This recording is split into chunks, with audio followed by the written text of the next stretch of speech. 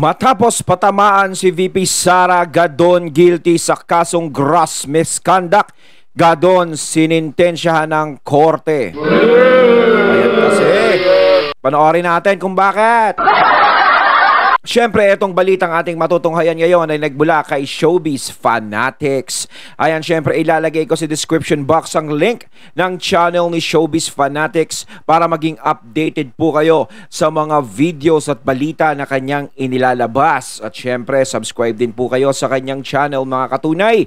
At syempre, ito ang inyong lingkod na si BT na magbibigay ng reaksyon at komento dito sa videong ating matutunghayan ngayon. At huwag na natin pagtagalin at sabay-sabay na nating panoorin ang laman ng video na hatid sa atin ni Showbiz Fanatics at bibigyan natin ng reaksyon ng balitang ito. Pasok! Karma as its finest. Ayun! Ito ang karaniwang komento ng maraming netizens sa pinakabagong controversial issue na kinasasangkutan ng Presidential Advisor in Poverty Alleviation na si Attorney Larry Gadon dahil isang araw pa lamang matapos batikusin at tila balaan na kung sakasakali mang tatakbo sa pagkapangulo sa 2028 ang Vice President na si Sara Duterte, hindi raw ito mananalo at wala raw pag-asa dahil hindi raw ito dadalhin ng mga loyalista. Isang araw nga matapos ang kanyang controversial statement, tila nakarma. Doon tayo sa doon sa sinabi niya na hindi mananalo si VP Sara dahil hindi dadalhin ng mga loyalista.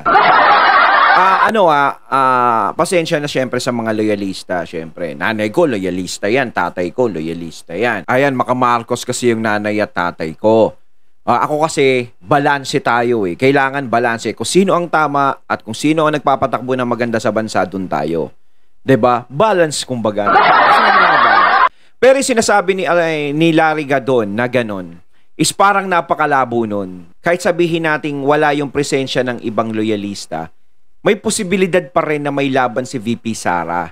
Kasi nga, di ba, napakarami talaga ng bumoboto kay VP Sara. Marami ang naniniwala sa mga Duterte. Di ba? Si Tatay Digong lang yung bilang niya nung nanalo siya bilang presidente. Sumahin na natin yun. Wala pa si VP Sara doon. Di ba? Ibukod pa natin yun. Paano kung magsama yung boto ng tatay niya at yung boto ni VP Sara? Siyempre kahit paano, kahit mag-amayan, magkaiba ng magkaiba ng suporta yan eh. No? Malalaman natin dun yan. Kasi ang iniisip ni Gadon kasi, kapag nagsama ang dilawan at ang mga loyalista.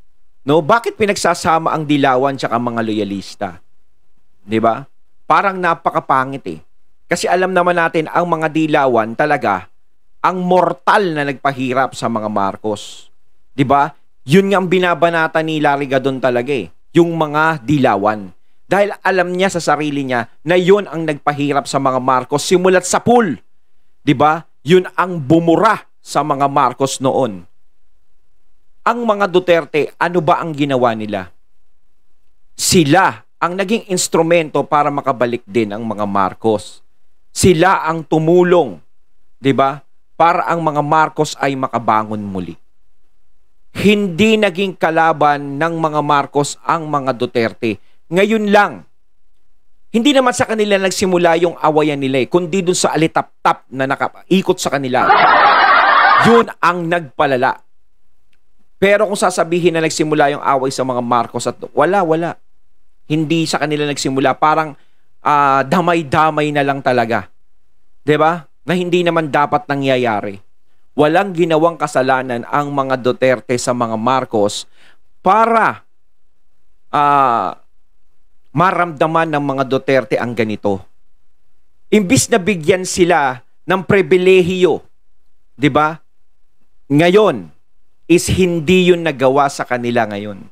Samantalang nung nanunungkulan si FPRRD is malaki ang tulong na nagawa ng mga Duterte sa mga Marcos, malaking pribilehiyo ang ginawa nila. Sana yun ang nakita eh.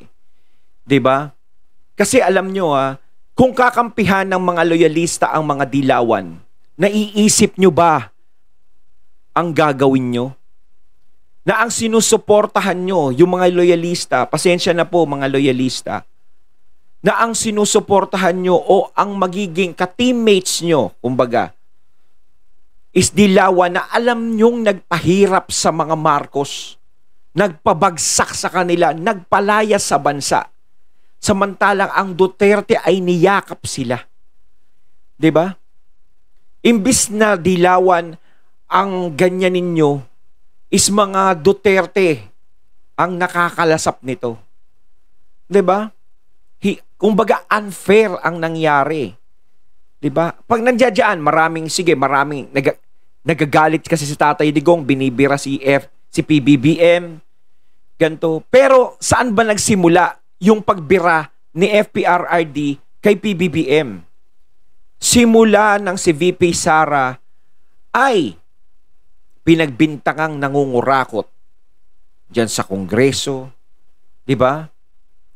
Yung pondo niya, maraming sinabi sa kanya kay VP Sara. Siyempre bilang ama, uulitin ko, pababayaan mo ba ang anak mo na ganun-ganun lang? At ang inisip ni Tatay Digong noon, siyempre si PBBM, si VP Sara is magpartner nung eleksyon. Magkaibigan kayo eh. Bakit parang naiwan sa ere si VP Sara? Bakit parang napabayaan? Hindi na ipagtanggol.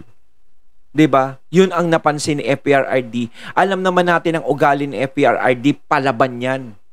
Kaya talagang nagsiklab si FPRRD na hindi naman natin siya masisisi. Hanggang si Bastiden is nagalit din. 'Di ba?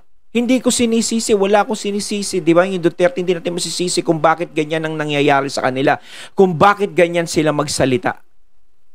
Pero kung simulat sa pool pa lang si VP Sara ay dinipensa na, wala sanang nangyaring ganito. Kung hindi nakinig sa mga alitap-tap, wala sanang nangyaring ganito. Maraw ang disbarred lawyer matapos siyang hatulan ng guilty ng Korte Suprema sa kasong gross misconduct.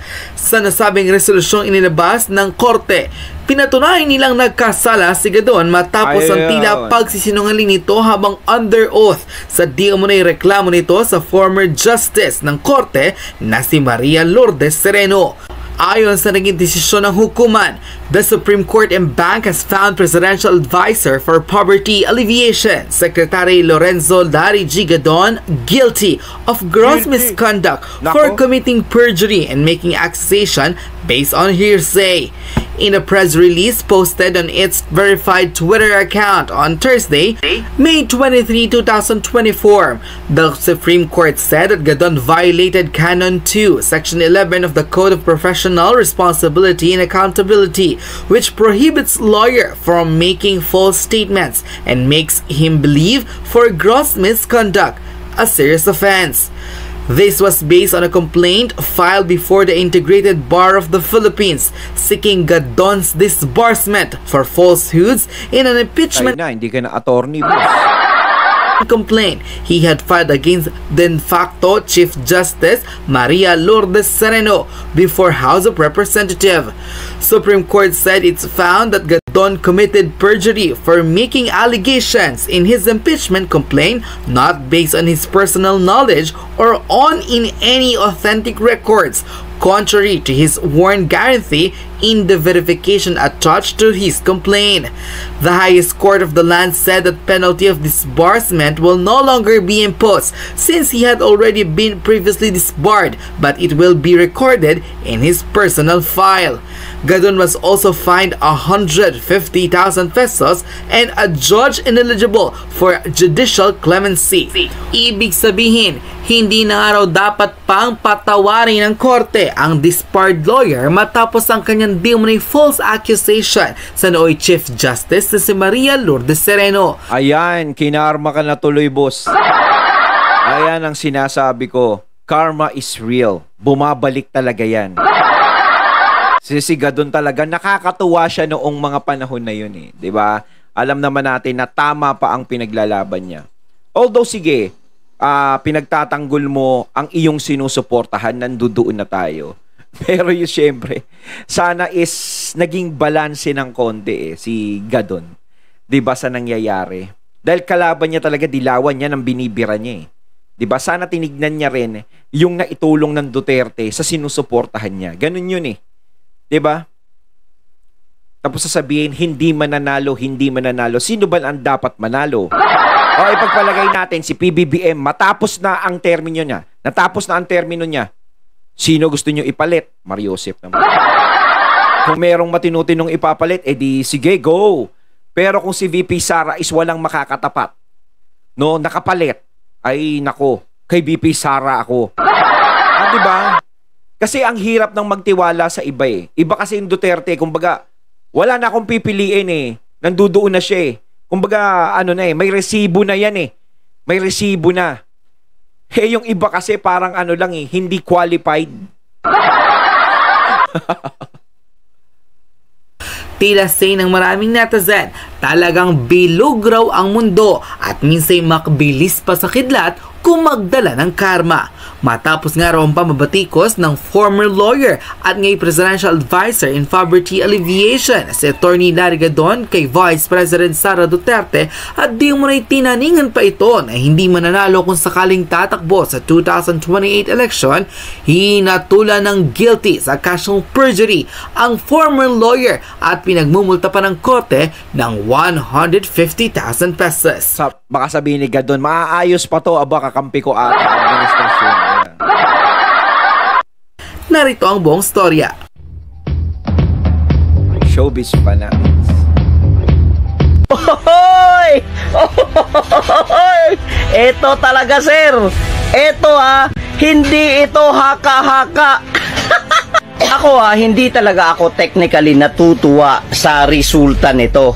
Pero dahil sa ginagawa nga ni Secretary Larry Gadon ay talagang nagagalit ang taong bayan at ramdam ko ang galit ng taong bayan. Isipin mo naman, sabihin niyang haka-haka lang daw ang kahirapan sa Pilipinas. Pero kinorek niya yon sa pangalawang content niya, kinorek niya, hindi daw yun yung punto talaga niya. Pero halatang halata naman talaga, kahit nga sa lahat ng mga media sources, kung makikita mo at i-research mo pa, i-dig deeper mo pa, talagang yun din talaga yung sinabi niya. Mariosep, haka-haka lang daw yung kahirapan sa bansa natin. Siguro kung sobrang yaman mo, maiisip mong haka-haka lang yan. Pero kung ikaw ay nasa middle class, syempre yung mga kababayan natin naghihirap, talagang nararamdaman nila yan. 'Di ba? Ang mga mamamayan, yung mga Pilipino, taong bayan, ang nakakaalam kung naghihirap ba tayo o hindi. Kung nahihirapan ba tayo o tayo ay gumiginhawa sa buhay ngayon. No? Nararamdaman ng mga taong bayan ang pagmahal ng bilihin ngayon na hindi katulad ng dati. Kasi kayo, dapat ang tinitignan nyo kasi taong bayan. Kung tinitignan nyo ang hinaing ng taong bayan, kung boses ng taong bayan ang pinapansin ninyo, mararamdaman nyo ang kahirapan na yan. Diba? Ang problema, hindi nyo kasi tinitignan ang boses ng taong bayan. Kung kayo-kayo lang ang nag-uusap dyan, kayo-kayo lang ang nagtitinginan dyan, hindi nyo mararamdaman yun. Diba? Kung kaharap nyo lagi steak, ganto, ganyan, wine, diba? Mga mayayaman, mga taong sosyal, hindi nyo mararamdaman yan. Pero subukan nyong tumira sa lugar namin, mararamdaman nyo yun. Diba? Taong bayan ang nakakaalam kung umaasenso ba tayo o hindi. Nagpapalusot na lang siguro si Sir kasi nga negatibo ang impact sa mamamayang Pilipino. At ngayon, ito nga ang balita, mga kaibigan. Secretary, palitan ko muna mukha mo Just in sa SMNI News, Presidential Advisor for Poverty Alleviation Larry Gadon, hinatulang guilty sa kasong gross misconduct ng Korte Suprema. Agoy! Ano ba na nangyayari sa gabinete at sa mga alipores ng ating presidente? Bakit puro mga guilty? Si J.E. guilty. Ngayon si Larry guilty. Ano na Gadon? The Supreme Court in Bank has found previously disbarred Lorenzo Gadon guilty of gross misconduct for committing perjury and making accusations based on hearsay. Diba? Imagine niyo yan mga lods ha. One of our cabinet member pa yan. So yan ba ang mga taong kailangan nating pakinggan? So yan ba ang mga taong kailangan nating sundin? Siguro kaya hindi pinalad si Gadon na maging senador dahil ganyan ang mangyayari. Talaga, only God knows talaga. Matalino talaga ang taas natin. Kaya lesson learned na mga lods, no? Lesson learned na. Dagdag sakit sa ulo pa. Dagdag gulo pa mangyayari. Siyempre, bawas gulo. Ang gulo-gulo na nga, magugulo pa. Wag na talaga tayong makikinig. Lalo na, di ba, katulad nila Gadon. Kasi kitang-kita mo naman, grabe ang kanilang ginagawang kasinungalingan para lang masagip ang administrasyon na to at para lang talaga masira ang mga Duterte. Imaginein mo ang kahirapan sa Pilipinas, sasabihan niya lang na haka-haka lang. Kung makapagsalita siya sa mga mahihirap nating kababayan, di ba? Anti-poor talaga, mata pobre. Tapos ngayon, di ba? Parang sinasabi niya doon na wala na po kaming makain, ganto, napakamahal ng mga bilihin, tulungan niyo po kami. Nahihirapan na po ang pamilya namin sa nangyayari. Parang sabi niya, haka-haka mo lang yun. Na naghihirap ka. Buhay pa kayo eh. Parang yan eh. Diwata, pwede ba picture? Lilipas din yan. Ngayon, tinitira na naman niya ang mga sumusuporta kay VP Inday Sara. Ang kapal naman ng mukha mo, Gadon. Kaya pala mas bagay sabihin ang salitang bubu. Mas bagay yan sa'yo. Oh, ano na? Diba? Yan ba? Yan ba ang mga leader ng ating bansa? Yan ba ang tinatawag natin na role model? Number 1 na gumagawa ng haka-haka at number 1 gumagawa at nagpapakalat ng kasinungalingan. Yun lang. Attorney Larry Gadon tinanggalan ng lisensya sa pagiging abogado. Tabotong 15-0, nagdesisyon ang Supreme Court na i-disbar si Lorenzo Larry Gadon dahil sa pagmumura at verbal assault laban sa isang journalist. Kamay-kailan ay na-appoint si Gadon bilang Presidential Advisor on Poverty Alleviation. Ayon sa korte, ang nag-viral na video Poverty, parang dun siya parang napaka naman nun. Parang hindi bagay sa ng paulit-ulit na pagmumura ni Gadon laban sa journalist ay iskandaloso at sinisira ang legal profession. Nahaharap si Gadon sa 6 na iba pang admin case sa Office of the Bar Confidant at sa 4 sa The Commission on Bar Discipline. Pero sinabi naman niya na retired na raw siya sa pagpapractice ng law. The position and the task given to me by the President do not require lawyering, hence my suspension and disbarment have no effect on my appointment. Sabi niya pa, I will just approach this issue on a personal concern, file a motion for reconsideration and proceed in facing the challenges of the job and aim to serve the public in my best capability. By the way guys, yung nag-viral aim to serve the public, parang ganun. Kailangan mag-serve ka sa public, pero bakit nasabi mo yung haka-haka? Pag ganyan ang sinasabi mo, hindi mo mauunawaan ang tunay na problema ng bansa. Kapag puro lang tayo dakdak, kung puro tayo salita. Diba? Kaya nasasabi mo lang na haka-haka yan. Kasi hindi mo ginagawa. Kasi kung ginagawa mo ang iyong tungkulin, ang iyong trabaho para sa taong bayan, hindi mo masasabing haka-haka ang kahirapan. viral na video pala is yung pag-curse or pagsasabi ng mga mura ni Attorney Larry Gadon against kay Miss Raisa Robles na isang journalist. Yun, natating natong haya ng video na nagbula kay Showbiz Fanatics. Ayan mga katunay ha, si Gadon talaga oh. Laki na nga ng problema, dumadagdag pa. Comment lang po kayo mga katunay sa inyong mga sasabihin sa comment box. So once again, I'm BT and I'm out. Peace.